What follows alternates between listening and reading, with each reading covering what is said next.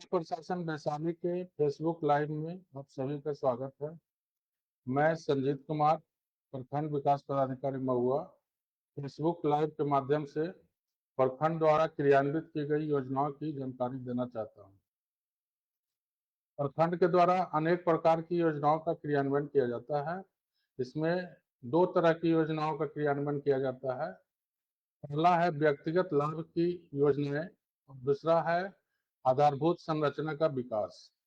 व्यक्तिगत लाभ की योजनाओं में सबसे मुख्य जो क्रियान्वयन किया जाता है प्रखंड स्तर से, उसमें प्रधानमंत्री आवास योजना का क्रियान्वयन किया जाता है। प्रधानमंत्री आवास योजना के माध्यम से वैसे लाभुकों को जो आवास विहीन है या जिनके पास रहने का छत नहीं है, घर नहीं है, उनको सरकार के द्वारा आवास का लाभ दिया जाता है। और यह एक सहायता राशि होती है जिसमें लाभुक खुद अपने से भी पैसा लगाकर घर का निर्माण करते हैं। प्रधानमंत्री आवास योजना के तहत बहुत सारे लाभुकों को आवास प्रदान किया गया है और अभी भी अनेक प्रकार के योजनाओं के साथ साथ प्रधानमंत्री आवास योजनाओं का महत्व समाज के लिए एक महत्वपूर्ण स्थान रखता है। इसीलिए कि आवास के माध्यम से लोगों को लाभान्वित करना, उनके ऊपर एक छत को प्रोवाइड कराना सरकार का उद्देश्य है। इसी उद्देश्य को प्राप्त करने के लिए सरकार के द्वारा वर्तमान में अभी प्रत्येक प्रखंड में पूरे बिहार में सर्वे भी करवाया जा रहा है, जिसमें वैसे लाभुक जिनका पहले से पीडब्ल्यूएल में नाम नहीं है, उनका सर्वे करा करके उसको फिर पीडब्ल्यूएल में जोड़ा जाएगा और उनको भी आवास से लाभान्वित किया जाएगा।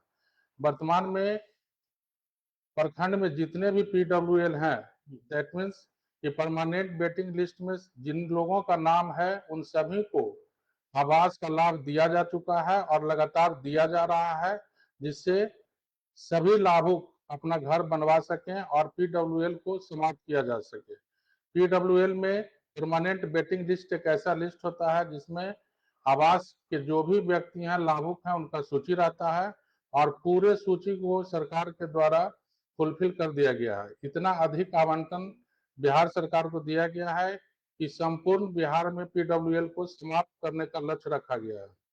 पीडब्ल्यूएल समाप्त होने के उपरांत फिर सर्वे भी किया जा रहा है और सर्वे में भी प्रखंड के द्वारा सर्वे करके वैसे लाभुकों का नाम जोड़ा जा रहा है, वैसे परिवारों का नाम जोड़ा जा रहा है जिनका परिवार नया है और उनको आवास की जरूरत है। पूर्व में वो आवास कभी नहीं लिए हैं और वर्तमान में वे स्वयं से आवास बनाने में सक्षम नहीं है। दूसरी योजना जो प्रखंड के द्वारा संचालित की जाती है वह एक व्यक्तिगत लाभ की बहुत ही महत्वपूर्ण योजना है और उस योजना का नाम है स्वच्छता मिशन। यानी दो प्रकार, राज्य सरकार की योजना और केंद्र सरकार की योजना, दोनों को मिला करके एक स्वच्छता अभियान चलाया जा रहा है।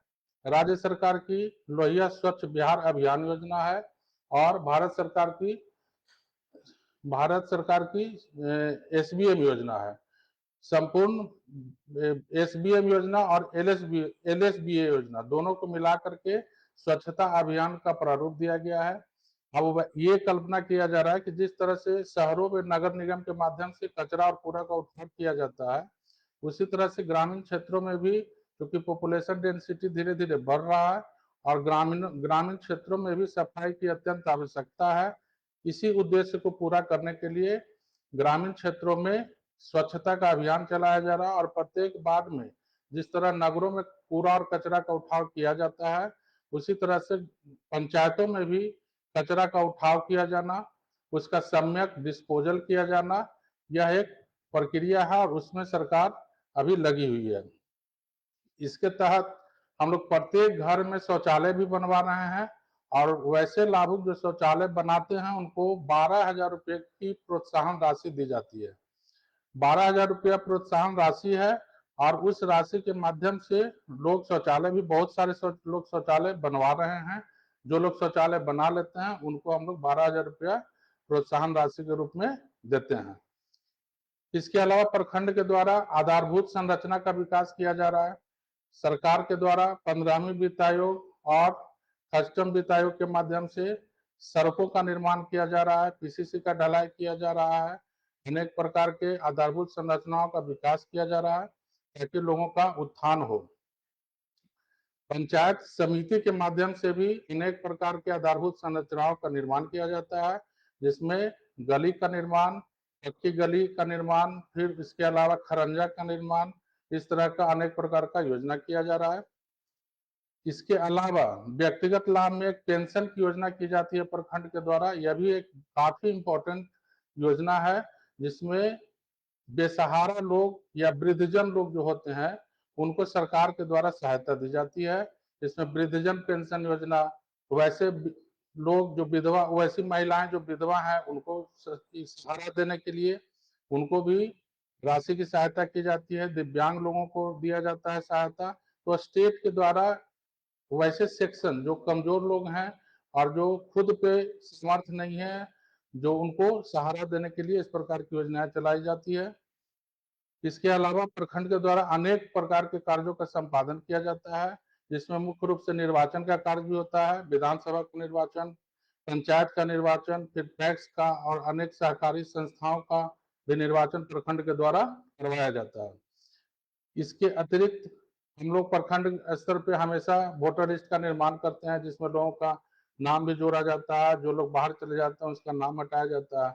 इसके अतिरिक्त विधि व्यवस्था के संबंध में भी प्रखंड एक यूनिट है जो कटिंग एज पे है और सबसे नीचे का यूनिट है।